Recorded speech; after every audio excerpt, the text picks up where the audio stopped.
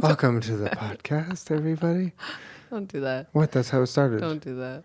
I don't think we should start. Ding, ding, ding, ding, ding, ding, ding, ding, ding, ding. Welcome back to the podcast, everybody. My name is Julian, and I didn't have sponsors ready. 1 sec. Since when do you introduce yourself in the podcast? I don't know. My It's name been like is a month. Julian. It's been so long since we podcasted. Probably like 2 months. What do you think? How long do you think? Yeah, it's been? definitely 2 months, Julian. Wow, it's been a while. I really should check up on the Skim to get all the news in the daily email newsletter sent to my email completely for free with all the top stories that I need to know so I can be the most educated person just in basic conversation, not in general. Just come off educated. That's the goal. Word. Go to the Skim, that's TheSkimm.com/Jenna Julien. Enter your email, click subscribe, you're done, and you enter to win a big old gift card. Check that out. Also, guys, HoneyBook, it is such an amazing service to help you freelancers or small business owners, whether you're a graphic designer, you're an animator, photographer, whatever. HoneyBook is the all-in-one business management platform that takes care of all the boring stuff so you can be creative.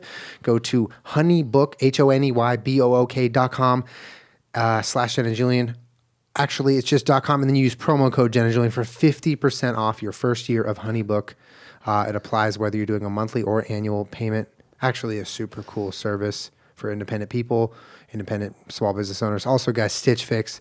I don't know if you've noticed, but in the vlogs and in my life and on stream, I've been wearing some new things lately. You know why? Because Stitch Fix hooked me up.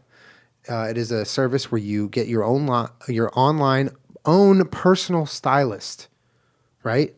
What? Nothing. Keep going.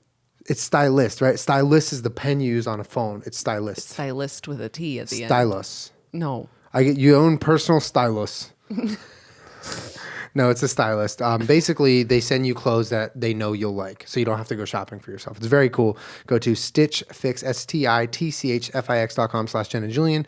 The sign-up process is actually really fun. You answer a bunch of questions about your style preferences, and then bam, they send you clothes. And whatever you don't like, you send back. Don't have to pay for it. Bam. I'm laughing, Julian, because he was doing this while we were setting up for the podcast. Oh my God, is he doing it again? I think this is the first time Marble has ever noticed himself in the monitor. Oh my God. So he's just been staring at himself. Oh my God. Hold on, I'm going to take a picture. All right. I don't think you're going to need to take a picture once this video's out. He's been staring at it for like Marble, who's that? a minute. Marble, Marble, who is that? Is that you? Is that you, Marble? Marble, who's the handsome boy in the mirror? Get the dog. Marble, get who's the the dog. dog? Who's that? Oh, Kermit Oh just... God. Oh, God. Oh, fuck. That If we was a do big that mistake. noise, Look the at him. Iggy's Look freak at out. Marble, we've recorded like 230 episodes. I can't handle him. Look at it. I think it's the first... Like, I can't figure out what he's staring at, but I'm pretty sure it's him. Yeah, it's like angled to the right of the monitor. The monitor's like right behind our camera. What is that, Marble? Is that you? Okay, good night. Weird.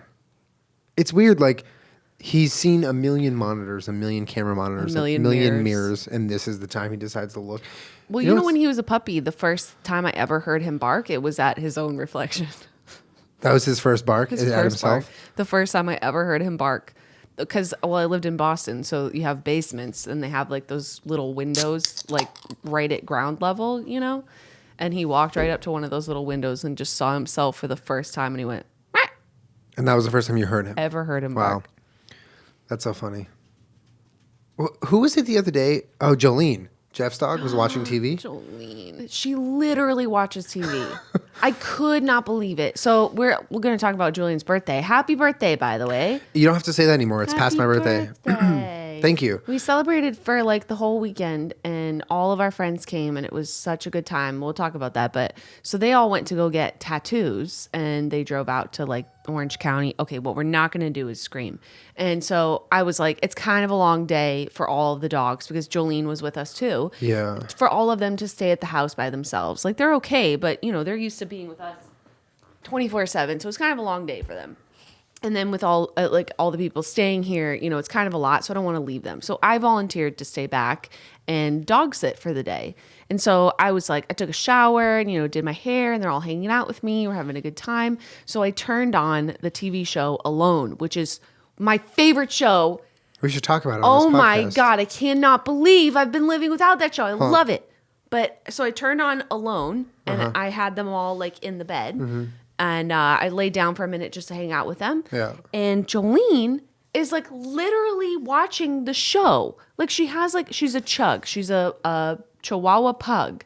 And She her is face the is like cutest little dog. pushed in. She has these like big green, yellow, brown, human looking eyes. Like she looks like a person. And she has this long little wiggle body. And huge bat ears. And she's just watching the TV, and I could not believe it. And like if she heard like a wolf, there's wolves in that show or something like that, she'd just go, "Wup, wup." And then she'd just turn and look at it. Like I feel like that he's staring at himself again.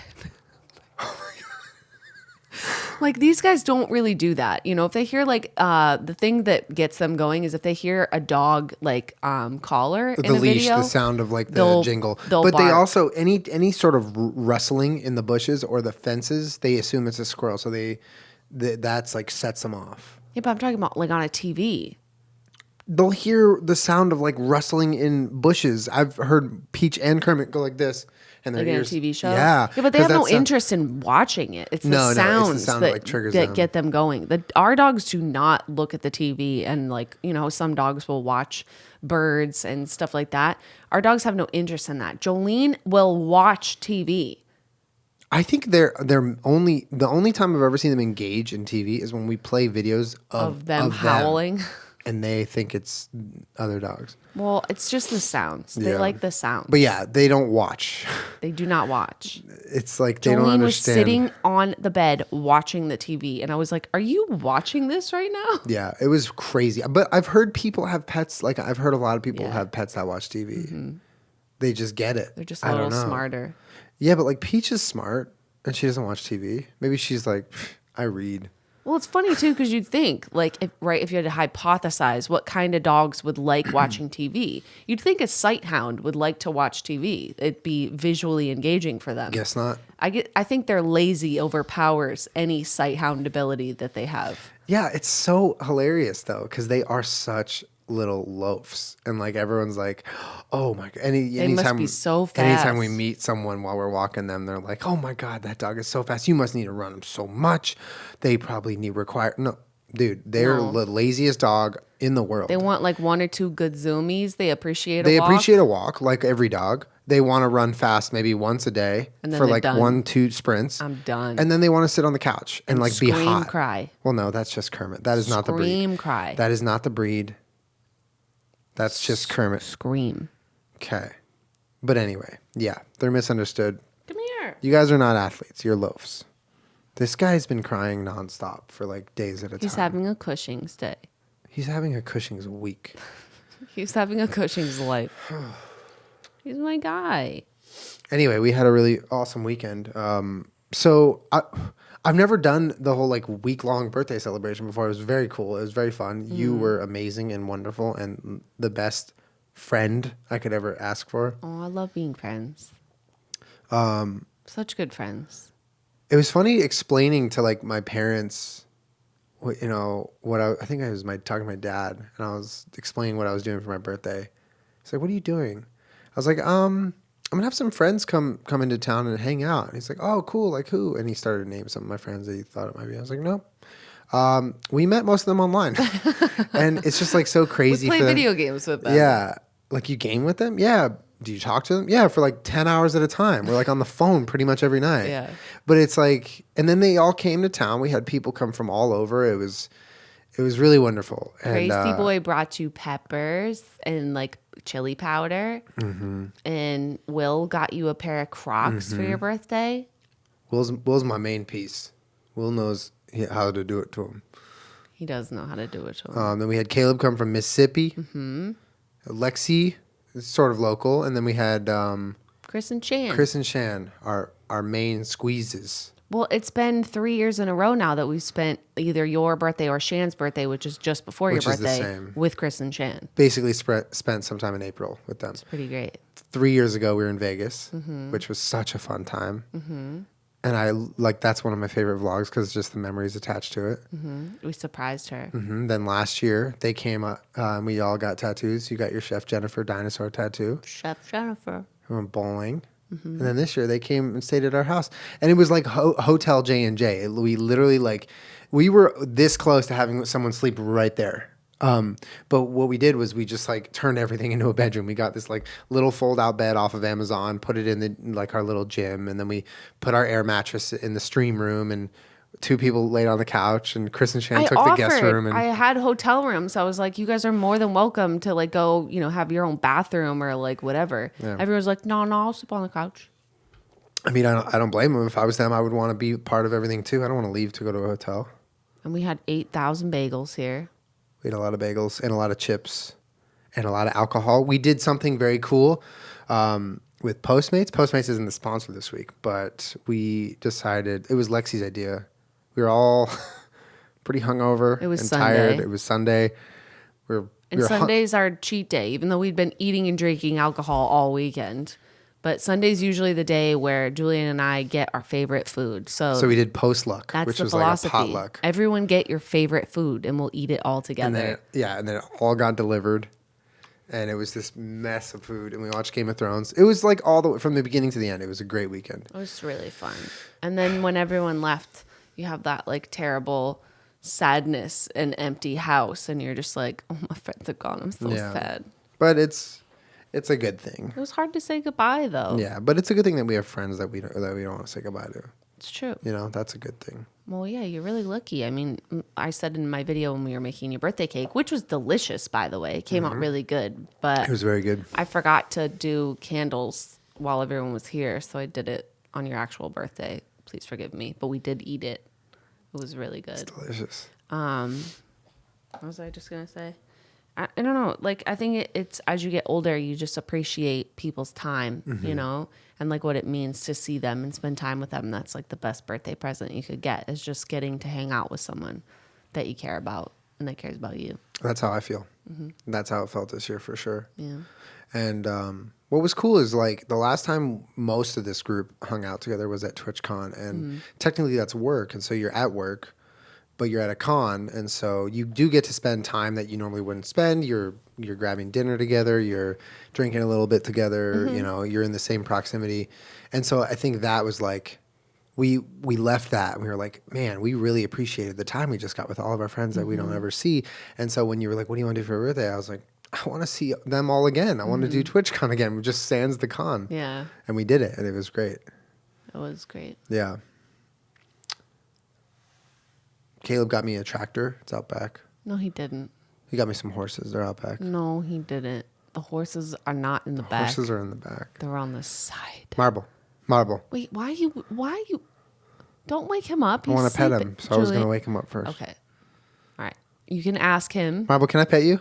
Okay. He opened his eyes. Now you can pet him. Yeah. He's been sleeping with me like every night. Are you jealous? Oh, let's talk about Alone. I want you to tell us about Alone. I love Alone. Alone is a great show. It's fucking so cool. Yeah. Well, so I really like shows like that. Like The Wheel. This boy eating Jared. Like, I'm always looking for shows like that. I really like outdoor stuff. I feel like I like to watch the content that is the life that I'd like to live, In like an alternate. How a lot of people watch like Real Housewives and like the Kardashians, and they're like, man, that just seems really cool. Yeah. Like I really, I admired their lifestyle or whatever. For me, that's like watching, it started with Mountain Men, which in my opinion is way too overproduced. These boys are just like doing regular shit, and it's like, do. Eustace must plant his kale before this frost comes in, or else he won't have a crop in the spring. Do. I'm like, all right, you know what? Let's take it down like 1,000 fucking notches. But that's like the norm for those types of shows. It's just very overproduced, very dramatic. Way overproduced. Yeah. So I was watching that. I watched the whole first season, really liked it. And I was like, I was on Hulu because there was only one season of Mountain Men on Hulu. So I bought the other ones on YouTube because I really, even though it's overproduced and a little dramatic, I really liked it. They're good characters. Season 1 follows 3 grown men who are mountain men. One lives in Montana. He's adorable. His name's Tom. He's got a wife. Their whole season revolves around this grizzly bear that may or may not be somewhere around their property. It's very dramatic. The other guy's name is Eustace. He lives in North Carolina, and he lives off his land, which is interesting to watch because unlike Tom, who's just maybe or maybe not fighting a bear, he is only living off his land. So like hunting and, all of he at one point gets a cold and walks into the woods and starts eating some weird root. It's pretty nasty. And then my guy Marty, who lives in Alaska, and he's a fur trapper. So he travels like in a bush plane into He's the one with the middle dogs. of fucking nowhere. No, that's season 2. Oh, damn. Marty. Okay. Marty's the one with the plane. Marty. He mounts his rifle on the wing of the plane when he flies it. At one point, he makes... Okay, I'm going to say something controversial. I know most of y'all have no fucking clue what I'm talking about. But my guy Marty in Alaska makes those other 2 look like a bunch of bitches. Like, Marty is flying a bush plane into the middle of nowhere to why a is cabin. saying bitches controversial? Oh. I thought I was ready for some They're all real tea. wonderful. No, they're all wonderful. But he basically is just like does the most crazy shit. He at one point ran over his glasses with his snowmobile, and he has no navigation instruments on his bush plane. So it's all analog. There's not a screen in there. Yeah. It's he only flies by sight, and he's got these big, thick, like Coke bottle glasses, and he runs over him with his snowmobile, and then he's like, "Oh no, lost my glasses, eh? Hopefully I have like a backup pair in my bush plane." He's like, "I don't know, I can't find them. I'm just gonna have to fly without them." Like, it's just so fucking insane. Like they cannot overproduce Marty because it's not possible. That sounds kind of... Well, no one else is flying up there. I was going to say, it sounds irresponsible for other people if you're flying blind. Well, here's the thing. Like in Alaska, that's how a lot of people you hear about those one passenger plane crashes often because it just is something that happens for people that live in that state, not in the cities, and they get around, to do their jobs. And he's a trapper, so he has to go to the place where he can trap animals. And he has these big old tires during the spring and summer, so you can just land in the middle of a field. It's crazy. So I watched that. I really liked it. And then before I looked it up, the second season on YouTube, I saw a show called Alone. And our trainer actually was... Yeah, he told us about it. Yeah, but I had seen it, and it was one of the ones I considered. So the next time I put on Alone. And it's fucking spectacular. The concept is, I think there's 10... The first season is men, but in the second season they have men and women, and they send them to Vancouver Island. It's just it's a fucking cold rainforest. Like, it is so wet. It rained. I think it said 15 out of the first 19 days that it rained. So all these people coming in are like ex-military. They're cops. They're like people that have good understanding of survival skills, or they do it like by trade and they teach other people, like that's how they earn their living. And you see them just struggle to even make a fire in that environment, and it is so devastating. But the concept is they send 10 survival experts to Vancouver Island, which is just one hellish nightmare of a place to survive, and whoever lasts the longest wins, and they're completely alone. There is no camera crew. They have to essentially vlog their experience themselves. They are equipped with a satellite phone, so whenever they want to tap out, they can call. And a lot of them do that because of wildlife emergencies. So they're getting charged by a bear. There's wolves. There's that kind of shit. And, for the first couple days, their shelters are very basic. They have a lean-to or like a tarp or whatever they can just set up to get out of the rain, to stay dry, to maybe make a fire. But that certainly does not deter a bear from coming up to you just because you're completely exposed. But the person who lasts the longest wins $500,000. But what a genius concept. Let's throw them all out there with their own cameras. Let's see if they can survive. If they can, then they're going to go fucking nuts from being alone for that long. They have to film it. We'll just be on call in case they need help. Send us your footage. Here you go, editor. Boom, boom, boom, Alone. Make us money. It's a really cool show. Yeah. They don't give them anything either. They're allowed 10 survival items when they go out there.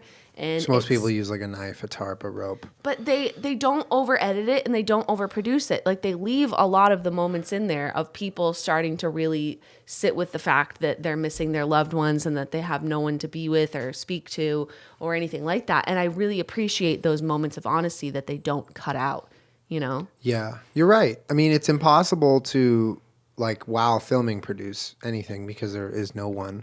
They have a literal they're like lugging around these huge Pelican cases with, I'm assuming, just heaps of batteries because there's no electricity out there. So they're charging, you know, they have to power these cameras and but yeah, they I like how they let it breathe in the editing. They really do. Because there's a lot of moments where you get, and I think one of the most interesting parts of that show isn't the physical survival, but it's the mental survival. Right. And you start to really get a good insight to certain people and how it just takes a toll on them and what it makes them think about. And they start talking about their life and they're telling stories and they're like questioning certain decisions and they're like reflecting. And it's just, it's very interesting. Because there's nothing to distract you. There's no phone. There's no friends. There's no, I'll just go watch a show for a little bit. I'll go do this. It's like you're really forced to look at your life nonstop and you can't hide from it and you can't distract yourself from it.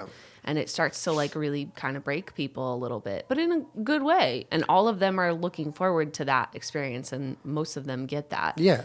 They all signed up for pretty much exactly that. But I told you, like, one of my favorite shots in season 1 is like the guy's just standing in front of a tree for way too long. Like you're just getting like, is he okay? Like is something going on? Yeah. And he's just standing there in dead silence. Hey!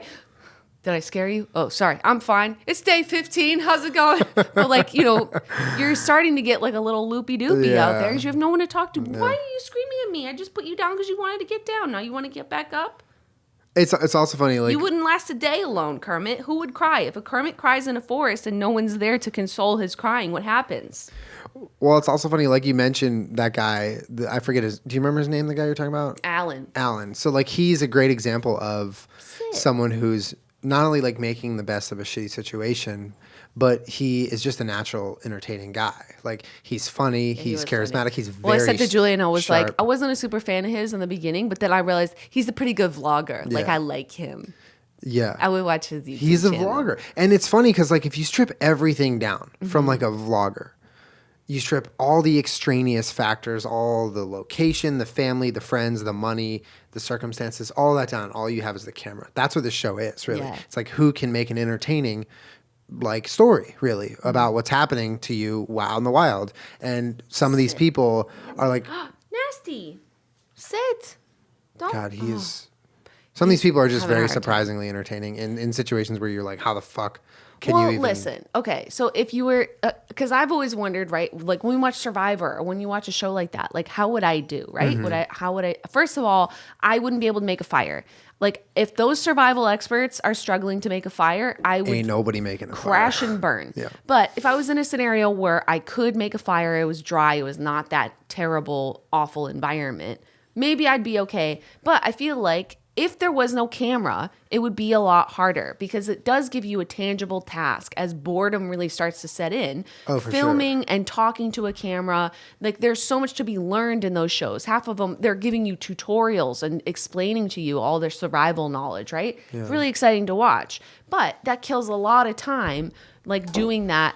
All right, just it kills a lot of time, and it also keeps you like you wake up and you have something to do every day. No, it's I'm purpose. Wake up. I'm going to do my it's intro. Like a job. Yeah, exactly. Yeah. If the camera was not there, I feel like it would be a lot more of like a crushing alone feeling. Right? Yeah, There's nothing going on. He might step on the audio equipment. I don't want him to. Kermit, don't step on the audio equipment. Man. Kermit, don't do that. I feel like though, if I was in that situation, like it would be really comforting to know that you have something to do, which is why I think a lot of them excel at it and do okay because it is someone to talk to in theory, even though you're talking to yourself. But how many times have you vlogged alone and it feels like just a little better because you're not completely alone. You're talking. Yeah, it's sort of like an audience. Yeah. It's like venting to a friend or, you know, some people are like, it's my therapy. I get to talk to a camera or whatever. It's that sort of concept. Yeah. But, like when some of them start to lose it, they're hungry, they're thirsty, sleep deprived, they start talking. I remember one of them was like like I woke up this morning and I was really excited to start talking to the camera because I feel like you guys are my friend at this point. And I was like, damn, like this guy probably in his life never would have said that about a camera and talking to a camera because that's just such a weird thing. But you're right, like it becomes their rock a little bit. I just feel like if I did something like that, I feel like a lot of people would be genuinely concerned about my well-being, but I would be just fine because I really am that fucking out of control when I'm by myself. You know what I'm saying? So I have a question for you. What?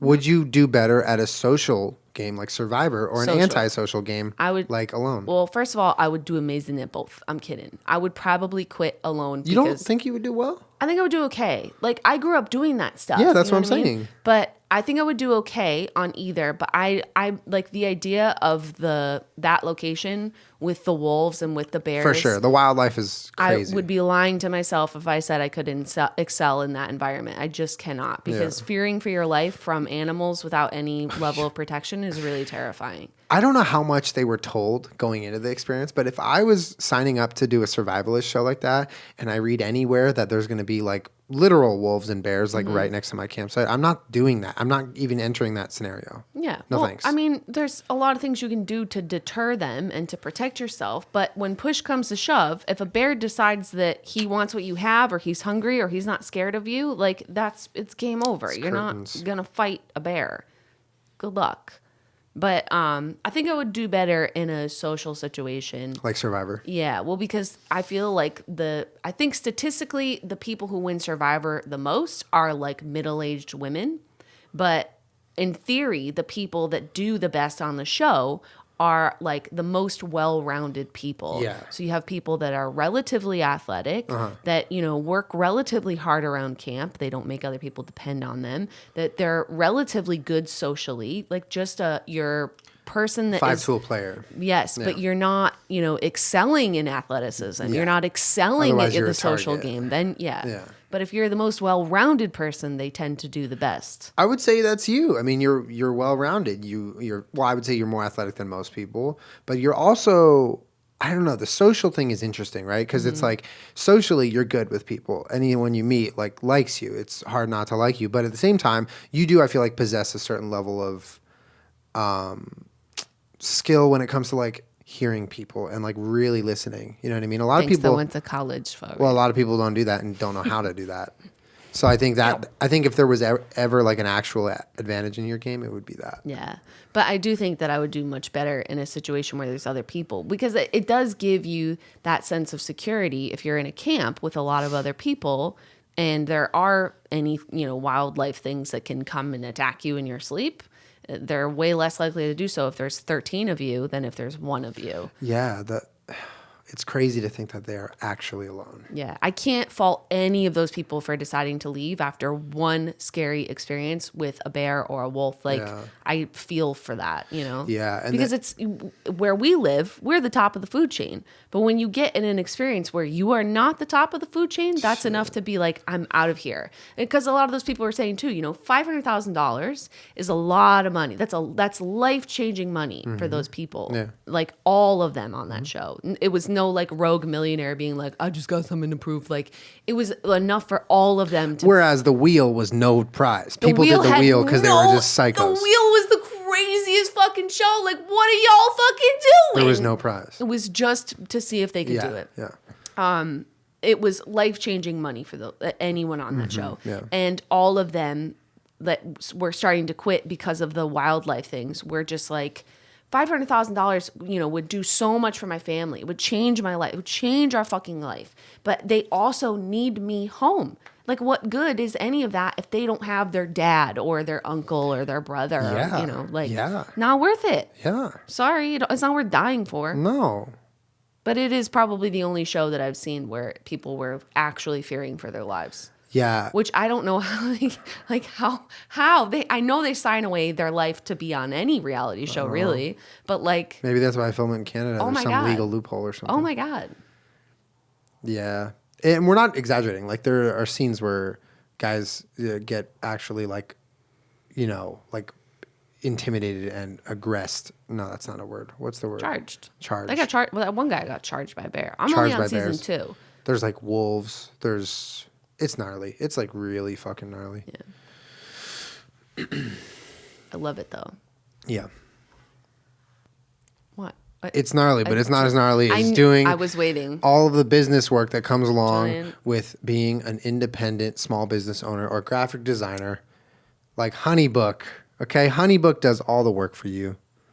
If you are a graphic designer or a photographer, you picked up a camera and turns out you're pretty good with it and you want to make a business out of it, you start a website, then you realize, oh man, there's a lot of business things that I don't know how to do. I just know how to do these pictures really fucking well. And I know I can make money off of it. Well, HoneyBook is there to help you run your business.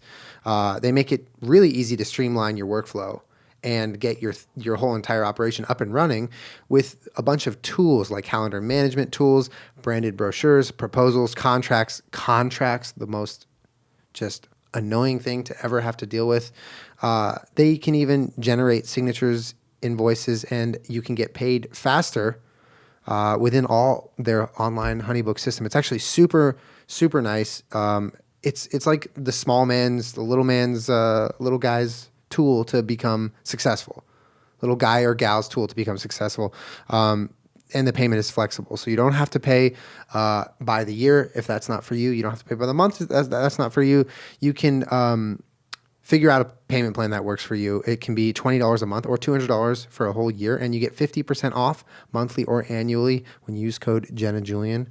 When you go to honeybook, HoneyBook.com and sign up, use our promo code Jenna Julien and let us know how you like it. You can cancel if you don't like it. Do it monthly, cancel, no big deal, but give it a shot. Also, guys, the Skim, what a cool product that is. It's an email newsletter that comes to your inbox every morning with the top news stories and bits of information that is important that you know to go out into the world and be educated. And it's completely free.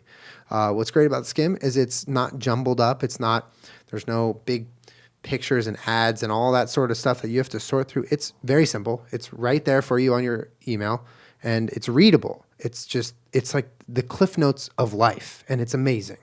Kermit, stop licking me.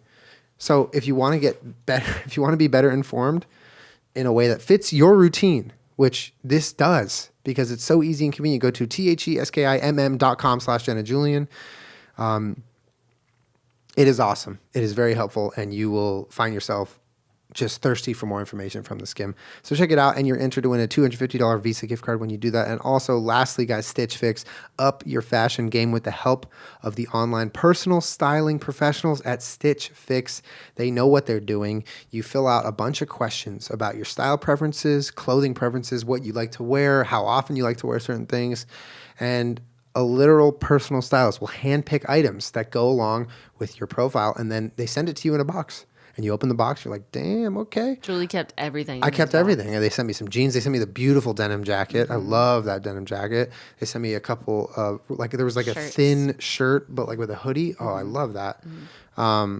It's really great. And it's a cool way to expand your wardrobe in ways that you probably couldn't do by yourself.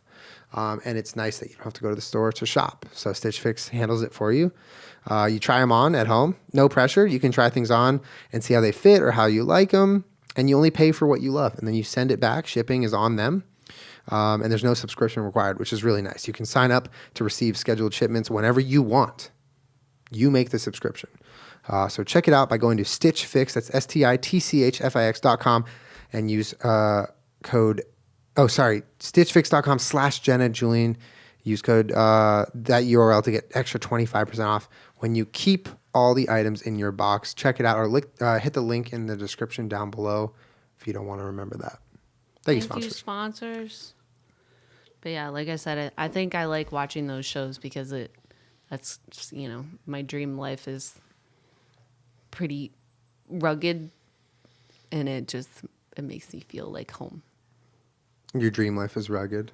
Yeah. Well, something more like Tom and Mountain Men, like you have your house and like those people hunt. I probably wouldn't hunt, but not that I'm not judging anybody for anything, but like I wouldn't do that.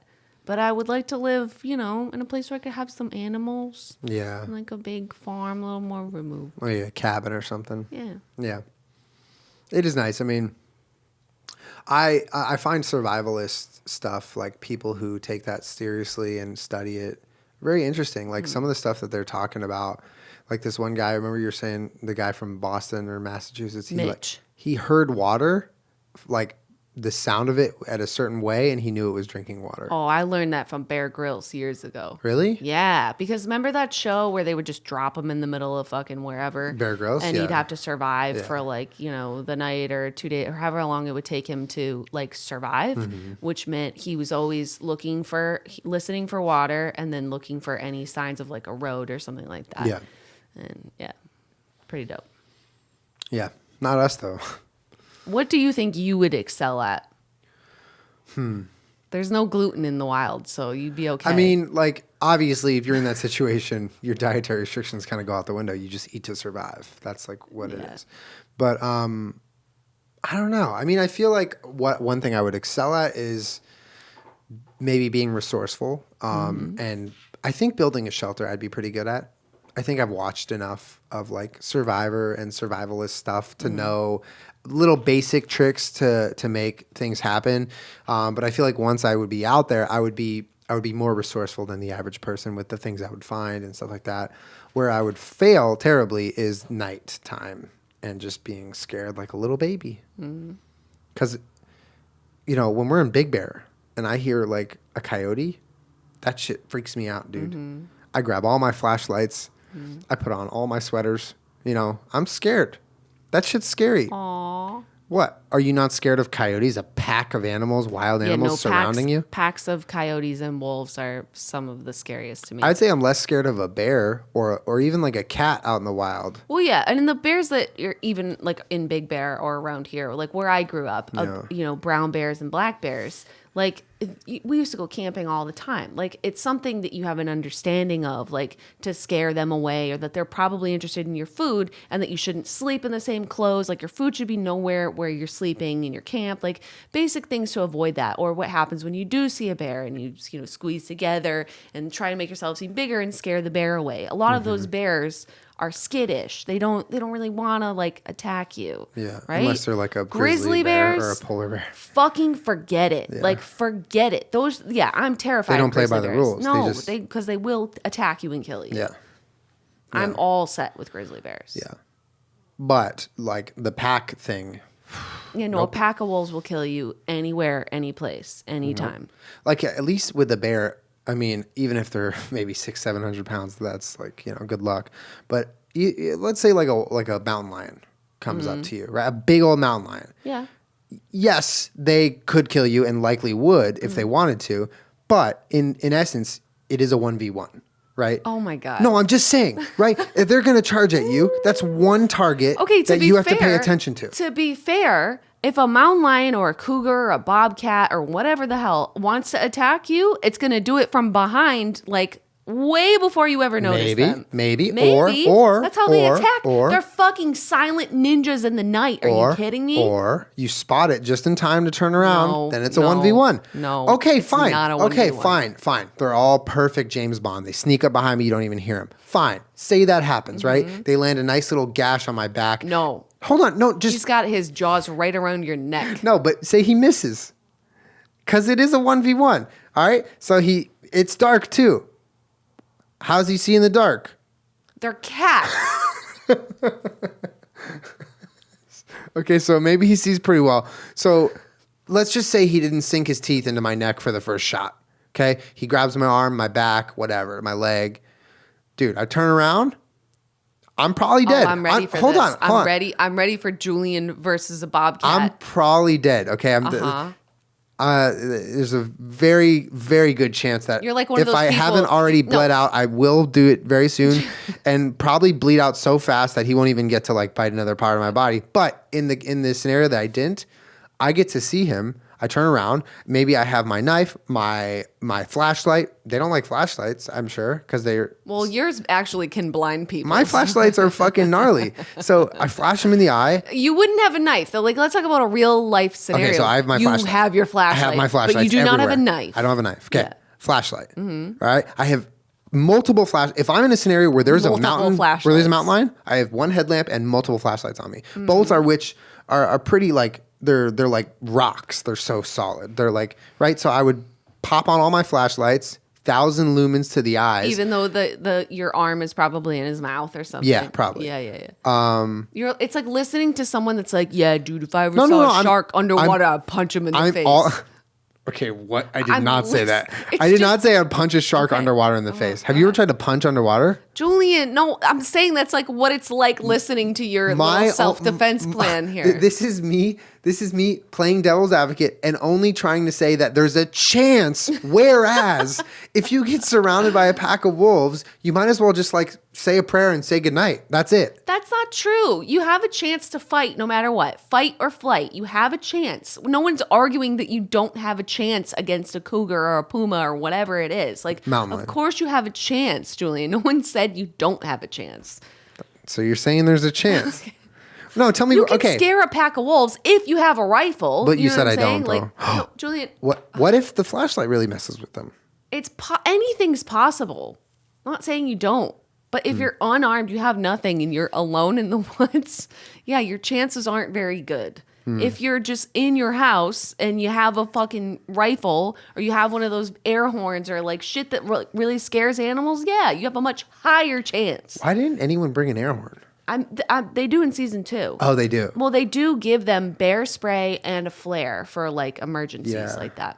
I was thinking like some sort of item that makes a really loud noise would be nice to have. Yeah. Because they're always just like a bear walks up to them and they're like, hey, bear, go away, bear. And the bear's like, no. And the bear just keeps walking towards them. They're like, all right, I got to go. No. No, hablo inglés. No. Just the bear speaks Spanish. They don't know what go away bear means. Well, we were in Big Bear one time and you heard a bear, and that was the most scared I've ever seen you. No, it wasn't, dude. Okay. You know, you don't need to just like put me on blast. Okay, we're sitting outside, okay? I love how you said you got scared, as if we both didn't scurry inside like a couple of mice. Because we had the dogs, and I go, we need to go inside right now in the house. Go. We were outside of the cabin at night, like 2 a.m. probably. We had been drinking, hanging out, whatever. We go outside just to chill, like look at the stars for a little bit before we go to sleep. And then like it wasn't like rustling in the woods or like a bear growl from like, you know, distance. It was like it felt like it was in our ear. It was so close. I don't even know where they were. Probably in the corner of the cabin that we were sitting at. Very close. And it was just like the deepest growl I had ever heard. Yeah. And you heard it too. Yeah. So I know I'm not crazy. And so we both looked at each other and we're like, time to go inside. Yeah, I was fucking scared, but I've been more scared in my life, I think. Like that one time in my mind that I confronted a mountain lion, and he missed me on the first one. Oh my God. You asked me to... Okay, let me tell you where I think you would struggle. Check your watch. Oh, Julian's been rambling. No, it vibrated. Let me tell you where I think you would struggle. Julian.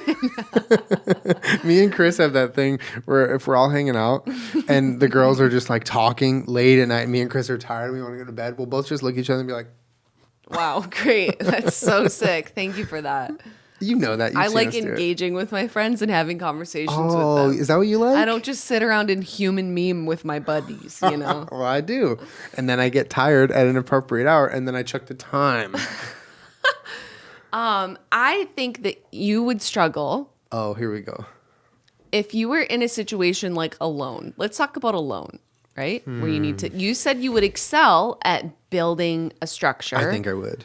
Or a shelter. I think I would. I think you would struggle when you have small failures, which there are many when you're doing everything by yourself outside.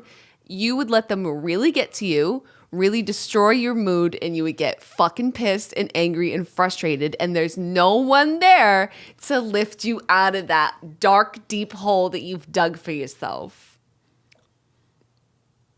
Wow. That was so exposing. You get so frustrated about some things, and then it just shuts you down, and you just decide it's not worth finishing or doing. But it's not my fault. Oh.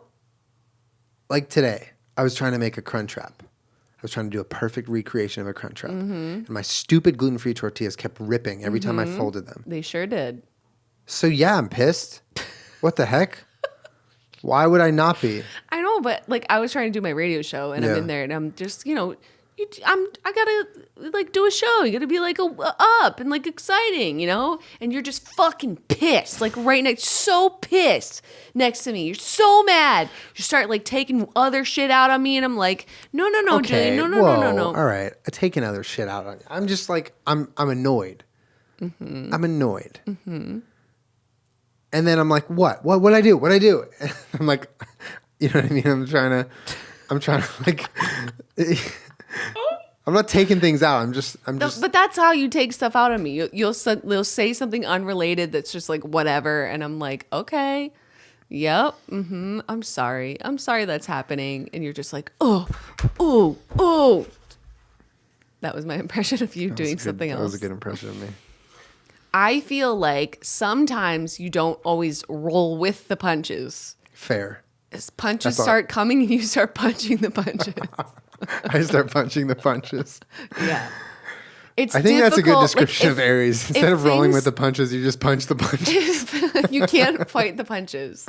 If things aren't going, you absolutely can. If things aren't going your way, you get real fucking angry. Well, yes. Mm-hmm. Because I want them to go my way. I would be okay. Like if I'm trying to build a structure and it's not going my way, okay, let's problem solve and make a different kind of structure. But I want it to go my way. I know you do. Okay. I think that if you're alone and you have to only rely on yourself, that attitude I think would eventually be your demise. It wouldn't be that and hunger. Small failures. Just straight up hunger. I knew you were going to bring up hunger. I knew you were going to bring it up. Straight up hunger. And you just getting irrationally mad at inanimate objects for whatever they did to you. It sounds like I wouldn't do that well at all, actually. It sounds like a mountain lion would be far from my undoing. Sounds like I would be my undoing. But I think you would struggle at it. But I think you can get better, because eventually you'd be like, well, I'm hungry. And if I don't go do X, Y, and Z, regardless of how mad at I am at my knife and that piece of wood over there, I got to go make it happen. Like you are a doer, But I think you would struggle with your frustration and anger when things don't go your way. So you think like mentally I would struggle? A little bit, yeah. Emotionally. At least I would hope that at least I wouldn't drop my flint in the water like that guy did. Oh, that sucks. And then he had to call and tap that out. Sucks. That sucks. Yeah. What about Survivor? What would you be good at? Oh, God. I genuinely think that if I knew I was going on Survivor, I would kind of, I don't know. I think I would own at the challenges. I think I would. Yeah. I think I could do well at those challenges. Yeah. I've watched a lot of Survivor with you, and I think from what I've seen, maybe there's a couple of the ones that really require shoulder dexterity. No, well, not for me, but I think for someone your age and of athletic ability, even if you were hungry, you would do like just fine. You know what I mean? Like better than average because they cast anybody and everybody from all different kinds of backgrounds. Yeah. My undoing would be the social game when I'm hungry. Yeah, you would be totally fine at the athletic challenges. Even if you were very hungry, you would excel. Yeah. But I would suck socially when I'm hungry, for sure. You are so difficult to be around when you're hungry. Have you grasped that yet, audience, from this podcast? Just ask Rome. Rome has to deal with it too when we travel and you're hungry. Oh my God. Yeah, so what? I'm hungry. I'm not that bad. What I'm not. Okay, here's what I would do. If we lost enough challenges and there's one guy on my team who just you would eat him? He's eating away at me just because he's annoying and he's not doing anything. And I'm ravenous and depleted and hungry and bitchy. That would be my undoing. I would do something. I wouldn't do anything drastic, but I would do something to where it would jeopardize my position in the game socially, and I would get voted off. That's what would happen. Because you were hungry. Yeah, I wouldn't be the reason, physically that we lost. I wouldn't, be just an outrageous person that caused drama. I would just be a really frustrated, hungry person that did something that would get myself in trouble. Yeah, you like semi-shut down almost when you're hungry. Yeah, I can't be. Yeah, or tired. You have no patience for anybody or anything. Suck, and that's something that's a character flaw. I think I could be a lot better at that than I am. I feel like one of the keys to success on Survivor in particular is being a non-confrontational person all the time. Yeah. So even when everyone is making you crazy because you've lived with them for 30 days and you have to deal with everyone's personality, and some of them are lying to you and backstabbing you and, you know, playing the game as they should because you signed up for it. Yeah. A lot of it is just avoiding all of the confrontation that you would really like to have. And I sometimes Like just taking the high road kind of. yeah, I sometimes can be very confrontational. And I feel like at one point, one of those motherfuckers would just tip me over. And now it's time for us to have a confrontation. For and sure. that would get me kicked out. For sure. You know, that's the most accurate thing I think I could think that of. would really get me kicked That out. is so on point. Like something that no one else cares about except for me and this one person. And I make it into the biggest fucking deal in the whole world. Well, and I just cannot stop telling them what they fucking did wrong and how it pissed me off. And then I'm voted out. And then you might be villainized too by the editors. You never know. Like that. No, I'm serious. Yeah. Because all it takes is one person to snap once, and then it's like, okay, what are we? You know. Yeah.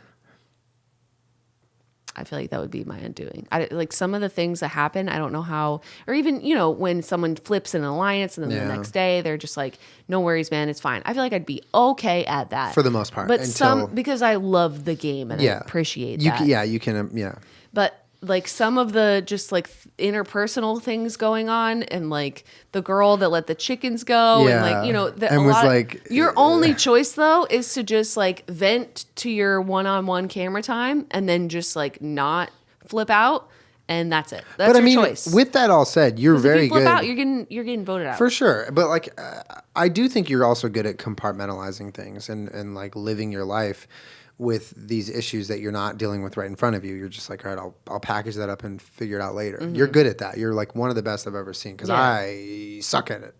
Yeah, well, whatever happened that's upsetting you, you need to put it away so you can go do what you need to do right now. Yes. You can't just like wallow when you're like, oh, this is terrible, and now this is terrible. Yes. Now this is yes, terrible. and you're mocking and it, and you're terrible. mocking it, but this is something I'm not mocking it. No, but I'm saying like this, you've never, I don't know. I feel like some people they struggle with that more than others.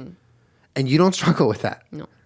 I did and do sometimes. And you've helped me. I wasn't mocking you. No, I'm not saying you're mocking me. I wasn't at all. But I'm saying like you being with you and spending time with you over the past however many years we've been together, you have taught me to compartmentalize things. And like that's a very valuable skill in life. Just it is. And it's something that I was not good at, and I'm still not good at, but I'm getting better. Well, right. sometimes you just wear like your emotions on your sleeve. Yes. And I think most of those emotions are very hungry. Yes, and I think a lot of people also do that for a lot of emotions. They can't quite function knowing that there's something that isn't worked out, right? Yeah. And that's a learned skill. It really is. So I think that's one of those things that a lot of people on Survivor, if for the first time they're like, "Fuck, maybe I have to deal with this later. Maybe I have to really just like put this away right now." Yeah. So I think you knowing how to do that already is a huge advantage. But yeah, all it would take is you really having it with Just one person really snapping. pissing me off, and then I just really go off on You go them. off on them Virgo style. Like you really just break them. It's done. Like I have the sharpest tongue when I'm mad. Like I will just say the most hurtful fucking shit because I'm ready to just give it to you. You've been stewing and stewing and stewing, and you've pushed me to my fucking edge, and now I'm going to tell you the cold, hard, painful truth, you beach. And now you didn't want to hear it. And I'm so fucking sorry, but that's it. And then everyone's like, whoa. And then I'm voted out. Whoa, too far, dude. Damn. Why did she say that? And then I go, where's the lie? And then I'm voted out. Yeah. Damn. I would watch that season as fuck. I mean, in an alternate universe or a simulation, I would love to see you on Survivor. I wouldn't do it. I know you wouldn't. I know. would eat the I know. rice. Given our real circumstances. Yeah. But in an alternate universe or a simulation, I would love to watch you on Survivor. I think at some point we'll be able to do that. Probably plug you into a simulation Where and you then get to watch play a season Survivor? of you. No, or even just spectate I want Survivor the video game. Is that a thing? VR. But there's way too many complicated things that you could do. But Well, it would have to be no NPCs. It would have to be all other players. PvP, like VR chat, but Survivor. Survivor VR chat. Survive Survar VR chat. chat. Survive VR chat. Survar chat. We'll agree on the name later. But you take out all the hunger and all the survival if you're doing it that way. Or you have such an immersive VR experience that you do feel hungry. Or you have to take a pill before you log on the game, and that simulates hunger. Trust me, they tested it on 5 people. 3 of them died, but 2 of them were fine. Tight. You haven't watched that much Alone, though. You should watch more. Well, I keep falling asleep. It's really You started at 2 a.m. What am I supposed to do? I like to watch things at night. Okay. Me too. But I fall asleep at night as well. Tired. I am so tired at night. What a concept. You're tired at night. Long day. It's nighttime. Time to not sleep, and says if you're Jenna. me, never. Don't go to sleep. Can't do it. I love the late nights where I don't have to wake up in the morning for anything. I can sleep in, and I have a decent amount of energy when we get in bed. And I'm like, let's watch some TV, and we really crank out like episode after episode, and we're having fun, and then get a snack. That's fun to me. But that's like maybe once a week, maybe if I can handle it. Most times it's like, all right, Alone's on, okay. 4 seconds in. No, my favorite My glasses is are kind of hurting me. I'm gonna go to sleep. Julian we'll be watching a show and he'll be like, oh, promise me you won't watch too far ahead. And I'm like, you're gonna fall asleep in 3, 2. Okay, so now I can't even watch 5 minutes of the show. Yeah, but you clearly don't struggle too hard with that dilemma because you do watch far ahead. Yeah, everything. hell yeah, I do. Because if I had abided by all of these rules of you being like, don't watch ahead, I would have watched nothing ever. Ever. Or, okay, I'm not even gonna. To be fair, I would never watch a game or a show like Westworld or like Game of Thrones. Like I wouldn't watch that stuff without you. But yeah, I'm gonna watch some Alone before I fall asleep because you knocked out the second your head hit the pillow because you have a gift from God. Is it a gift? Just do that. Yeah, it is. I think it's a curse. A lot of too. people have a really hard time falling asleep. I think it's a blessing and a curse. It's a blessing and a curse. Because I'm not that way. Like, I'm so comfortable in our bed with you. No, I'm serious. Like, in my situation. We don't sleep together. We're just friends. Okay. I'm kidding. Okay, in my cot off to the side of your bed, I feel very comfortable. But, like, in a hotel, I suck at sleeping. Every time I would go on last-minute trips, I sucked at sleeping. I hated it. I slept 3 hours maybe every time. And I would have to listen to the Sleep With Me podcast to fall asleep. So it's like, yeah, I have to be in my nest. I have to be in my safety spot. Otherwise, I can't sleep for shit. So I know what the feeling is like of not being able to sleep. Yeah. I just don't get it at home. Yeah. Okay. Okay, you want to watch some Alone real quick? Yeah. All right. I'm gonna just lay here. Okay. Good night, babe. All right, good night. This is actually a nightmare I've had. Like, I fall asleep while I'm live, and then I wake up and I'm like, oh my God, did I fall asleep while I was live? Even though we're not live, but you know what I mean. Mm-hmm. It's like a stress dream. Yeah. Stop. Come here, baby. Peachy says the podcast is over because she just sat up in my lap. All right. Well, Peachy called it. It's not over till the little lady sings, and she just sang. She's on like a little timer down there. Yeah, it's cute. Well, actually, let's do a dual shout out to our favorite content on the internet, Daniel Ruffing. Amazing. Is that fair? Amazing. We'll link him. He just released a Peachy song. He's been making songs about the dogs, about us, and they're all so incredible. And he's just so talented. So give it a listen. Give it a watch down below. He did the Peachy song. What is it called? It's something real cute, but it's adorable. So check it out. That's like our favorite thing this week. Absolutely. Also, I do want to say a lot of you, and this is our fault, but a lot of you were like, where the fuck's the podcast this week? A lot of you. On Twitch chat, on Twitter, just everywhere. Where the fuck's the podcast? And it's partially our fault because we didn't explicitly say, next week is Julian's birthday. We're not going to podcast. We had so many guests here. Yeah, we had a lot of shit. I think we were recording with Debbie. We couldn't think of it. Yeah. So I want to say thank you for your patience. And sorry sorry we did that. And here's another advance warning, okay? There is a week at the beginning of May. I don't know the exact date. Maybe May 1st or something. The week of May 1st, that Monday, no podcast. We were taking our first vacation ever. We were never taking a vacation. We were leaving town, leaving work, and we are going far, not that far, but far away. It'll be May 6th. There'll be no podcast, right? You're right. It is May 6th. May 6th, no podcast. We will be out of town on vacation. So mark your calendars. And when that Monday comes, don't be wondering where we are because we are on vacation. We're taking a vacation from everything. From everything. We're really doing it up. But thank you guys for hanging out for another episode. And that's Kermit's Tale. Okay. Right here. See you next time. See you guys. Bye.